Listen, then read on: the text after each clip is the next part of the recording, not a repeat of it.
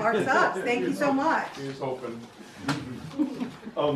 I need a woman volunteer to help with this scripture reading. Now you know I'm going to go up there if nobody else does, so somebody else hop on up. Okay, Vera. Vera's going to do it. Yes? Yeah. Okay. I wanted to wait until there was commitment before I told her who it was going to be. She plays the role of a 5 times divorcee who is presently shacked up with some other guy.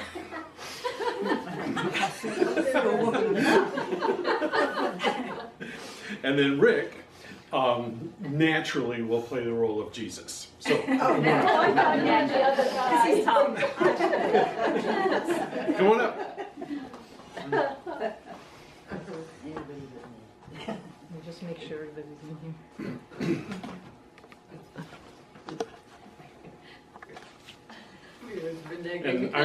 And I'm the narrator. So this is John 4, the beginning of the chapter. After these things, the Lord left Judea and departed again to Galilee. He had to pass through Samaria, so he came to a city of Samaria called Sychar, near the field that Jacob gave to his son Joseph. Jacob's well was there, and so Jesus, wearied as he was with his journey, sat down beside the well. It was about noon. There came a woman of Samaria to draw water. Jesus said to her, "Give me a drink." Jews normally have no dealings with Samaritans, so the Samaritan woman said to him, and then you read the bold parts. How is it that you, a Jew, ask a drink of me, a woman of Samaria? And then you do these parts. If you knew the gift of God and who it is that is saying to you, "Give me a drink," you would have asked him, and he would have given you living water. This is getting exciting. Sir, you have nothing to draw with, and the well is deep. Where do you get that living water? Are you greater than our father Jacob, who gave us the well and drank from it himself, and his sons, and his cattle? No daughters are mentioned, by the way. Everyone who drinks of this water will thirst again, but whoever drinks of the water that I shall give him will never thirst. The water that I shall give him will become in him a spring of water welling up to eternal life.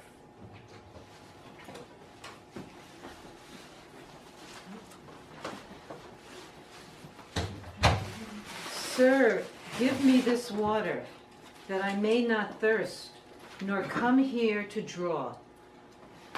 Stick with it. Go, call your husband and come here. I have no husband, for the moment. You are right in saying, "I have no husband," for you have had 5 husbands, and he whom you have now is not your husband. This you said truly. Sir, I perceive that you are a prophet. Our fathers worshipped on this mountain, and you say that in Jerusalem is the place where men ought to worship. No daughters again. Woman, believe me, the hour is coming when neither on this mountain nor in Jerusalem will you worship the Father. You worship what you do not know. We worship what we know, for salvation is from the Jews. But the hour is coming, and now is, when the true worshipers will worship the Father in spirit and in truth. For such the Father seeks to worship him. God is spirit, and those who worship him must worship in spirit and truth. I know that Messiah is coming, he who is Jesus, who is called Christ. When he comes, he will show us all things. I who speak to you am he. Just then his disciples came, and they marveled that he was talking with a woman. But none said, "What do you wish?" or "Why are you talking with her?" So the woman left her water jar and went away into the city, and said to the people, Come, see a man who told me all that I ever did. Can this be the Christ? The word of the Lord. Thanks be to God. Yeah. So good job.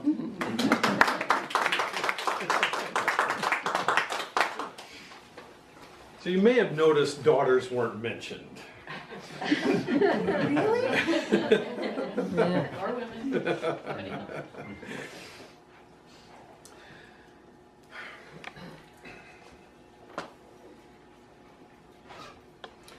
So it's pretty plain from the music that we've had. Thank you.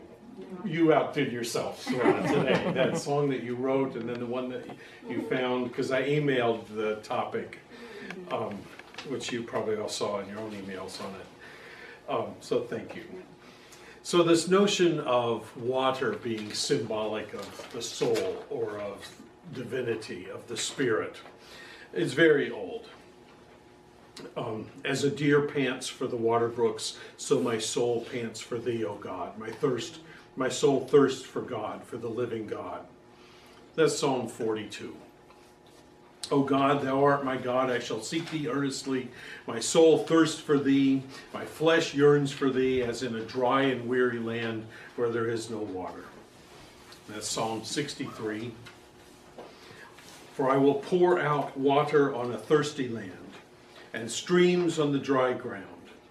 I will pour out my spirit on your offspring, and my blessing on your descendants. Isaiah 44. So you see, and there's probably 50 more examples that I could find if I looked for that kind of sense of the using water and thirst for the pouring out of the Spirit. So today, this story of the woman at the well, this is seriously a classic story. It operates at many different levels, and the meanings plural on it are just extraordinary, which is why I chose it. It's a first-class story. And so I'm going to try to do it justice.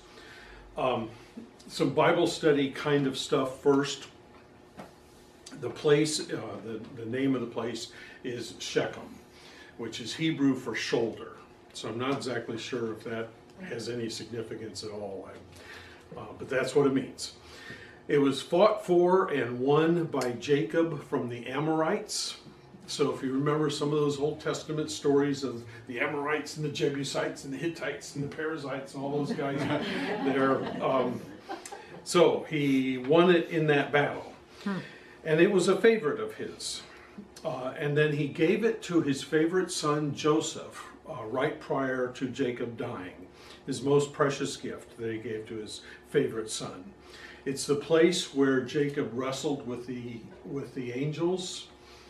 If you remember that story, and saw God face to face there. And so he dug a well there, which is indicative of wanting to stay there a long time. This was going to be a place in the family for generations to come. A place of temples and shrines over the centuries. So the kind of place that the Irish would call a thin place, where the veil is thin between spirit and flesh, between divinity and our material world. And then it's also the place where Jacob built an altar and had that vision of the ladder going up to heaven with angels going up and down on the ladder. And he concludes that vision by saying, surely God is in this place.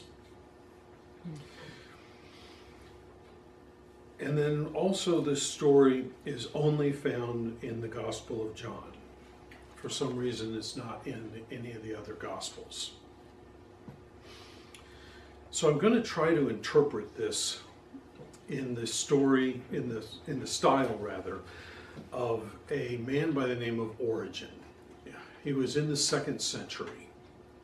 So between the 2nd and the 4th century in the Christian tradition was called the patristic period, where there were about a dozen or so scholars who then wrote massively about the scriptures and interpretations of them. And Origen is one of that crowd, one of the original ones in that grouping. And he got himself into a lot of trouble because what he tried to do was he was loath to accept the standard meaning of a story. And so you take the standard meaning, like the literal meaning, the plain sense kind of meaning of it, and that was like for him, not the end, that was the starting point.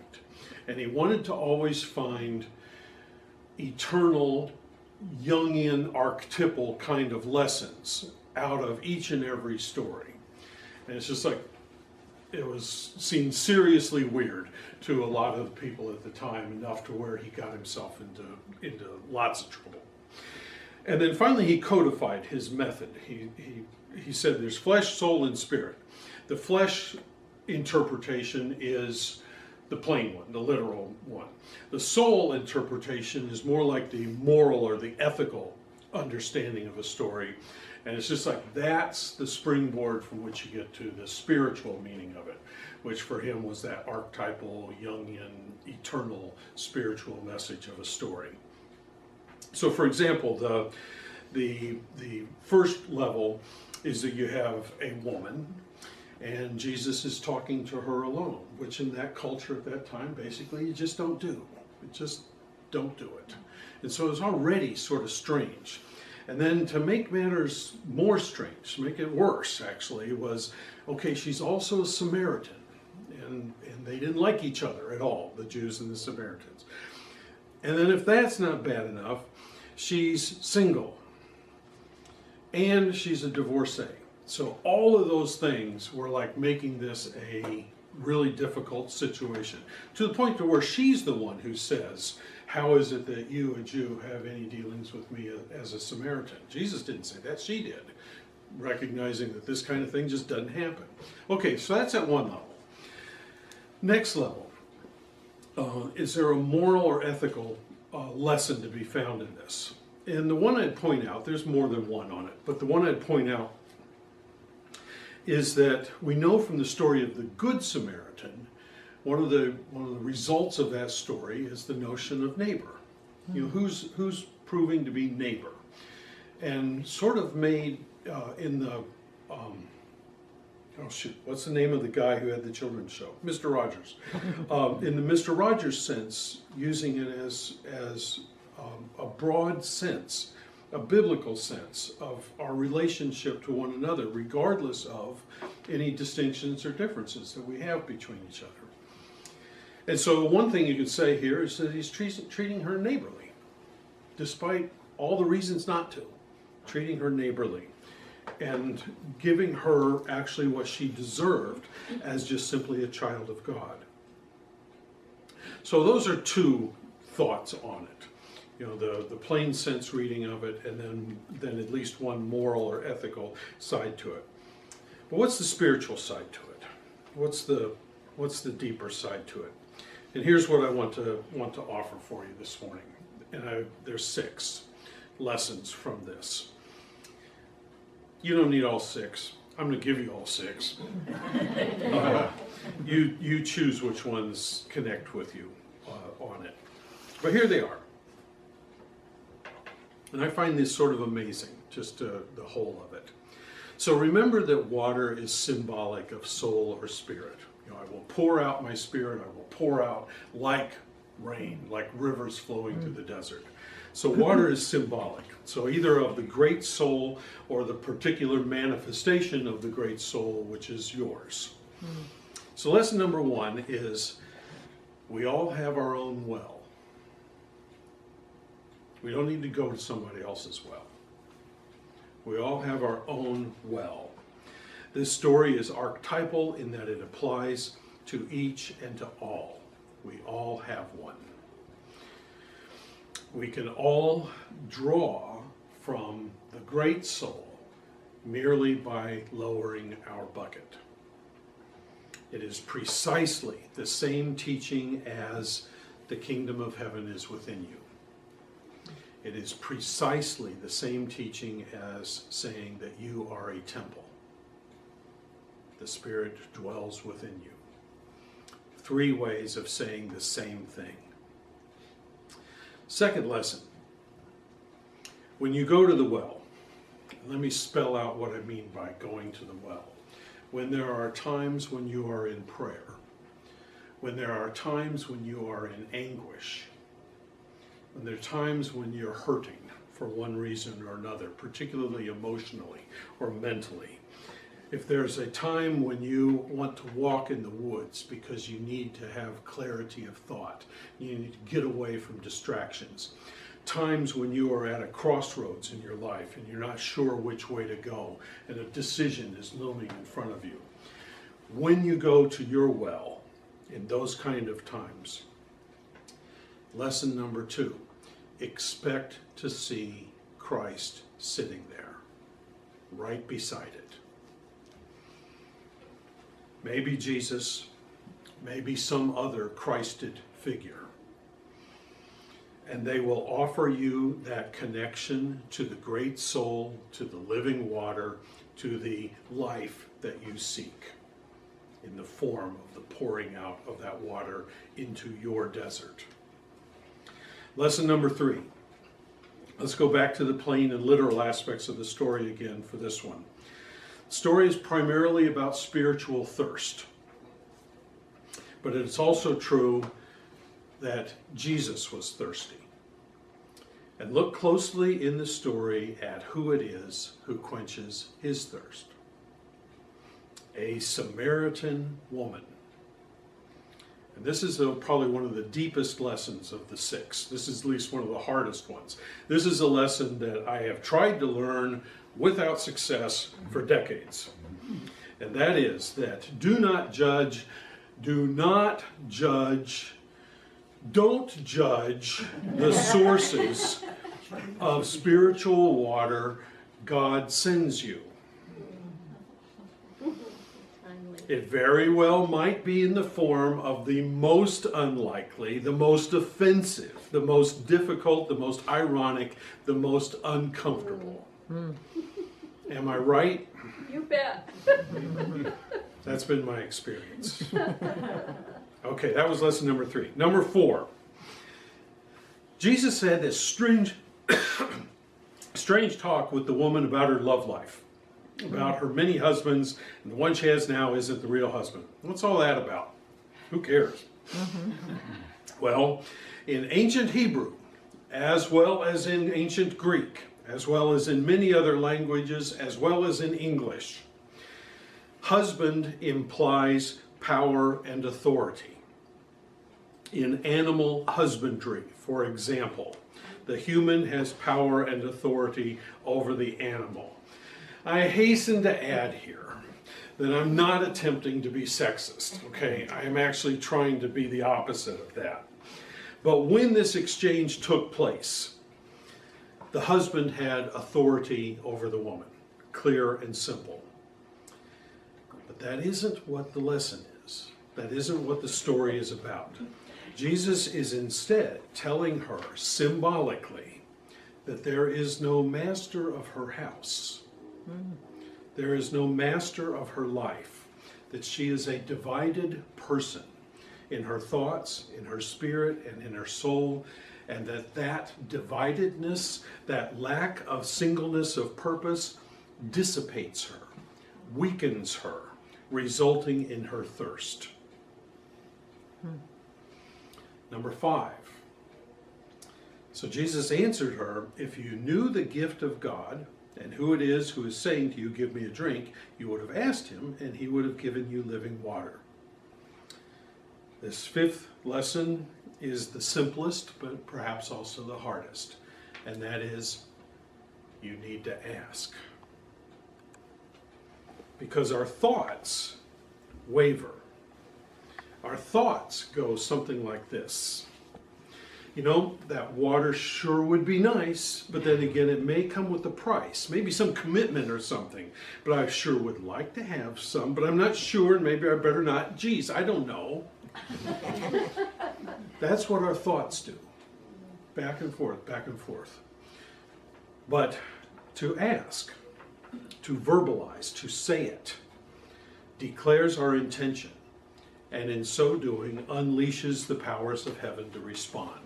In just thinking about it, we waffle. We compromise.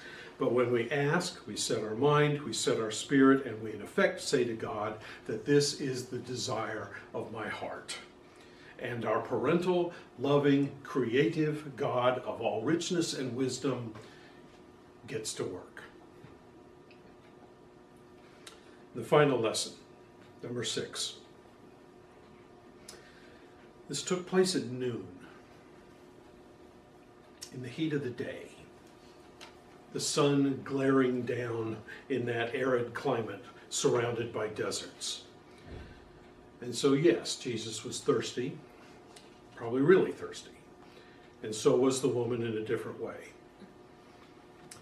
And the lesson is that sometimes when the climate is most against us, when we are the most tired, the most drained, when we are at the end of our rope, when we are up the creek without a paddle, that is when we finally relinquish our pride and we tell our ego to sit down and shut up, and we go to the well and ask, caused by the heat of the day. So 6 lessons from this ancient story. We all have a well, and Jesus is sitting beside it. Don't judge the sources of the living water, because it very well might come from unexpected places. And don't be divided as to who is the master of your house, the master of your soul, the master of your life. Make it God. Make it Spirit. Remember to ask, to verbalize. It sets your intention. And try not to wait until your ego gives you permission to do this kind of thing, but instead freely go to the well whenever you're thirsty. So 6 lessons. I suggest to you, at least for me this is the case, that the first 2 are the most important.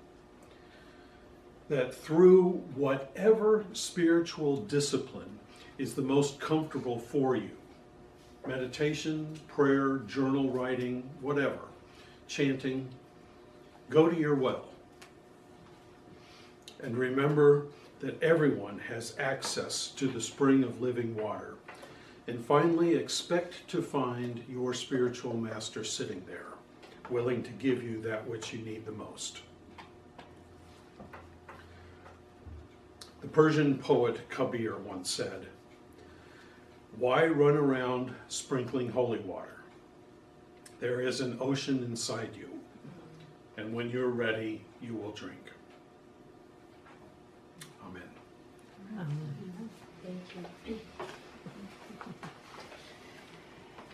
Comments or questions?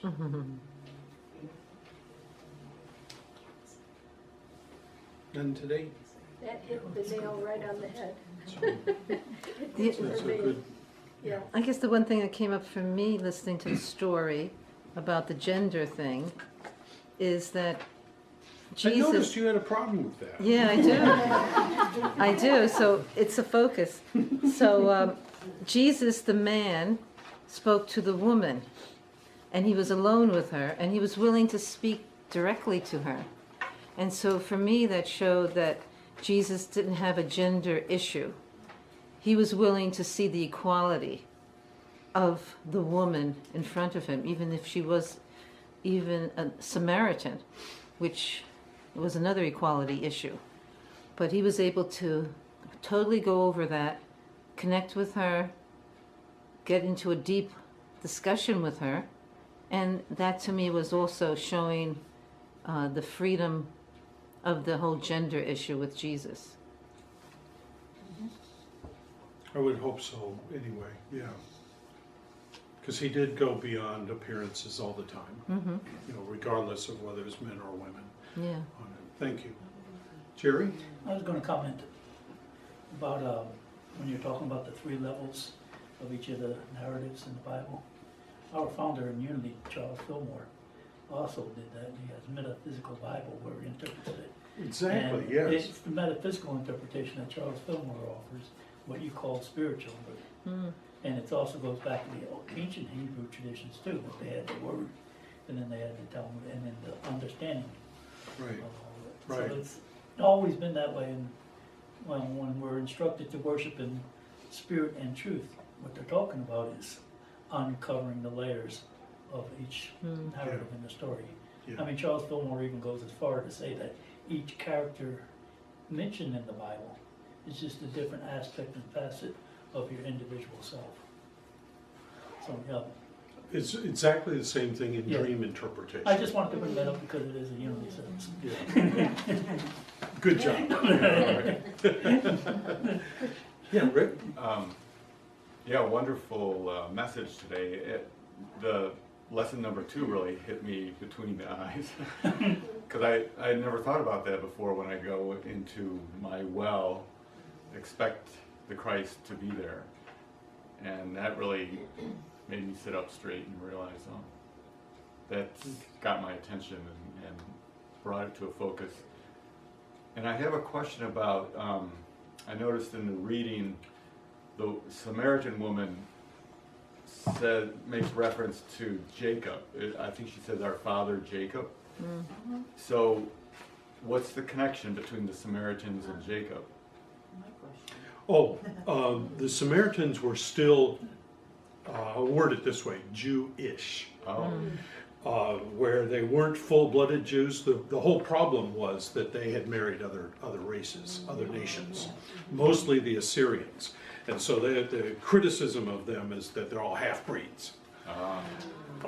And they compromised their identity when the going got tough.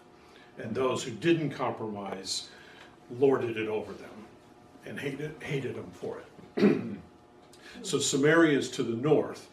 Assyria is to the northeast of where Israel is. And so that's where they were, and they had married Assyrian women and had compromised their Jewishness that way.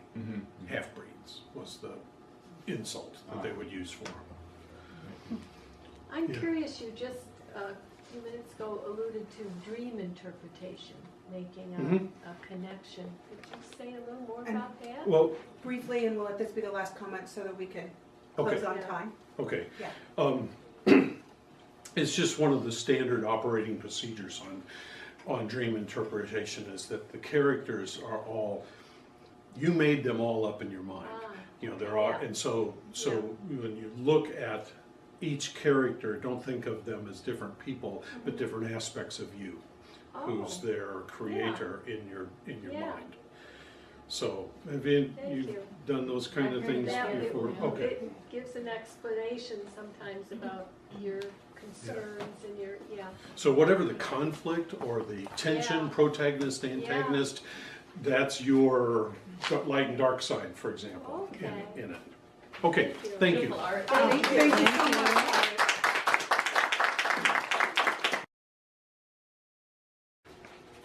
Hello, everybody.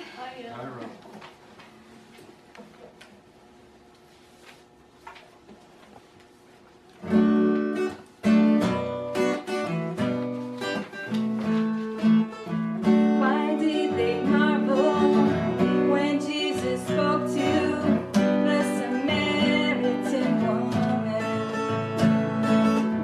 He made her feel like she was worthy of the words he said to her.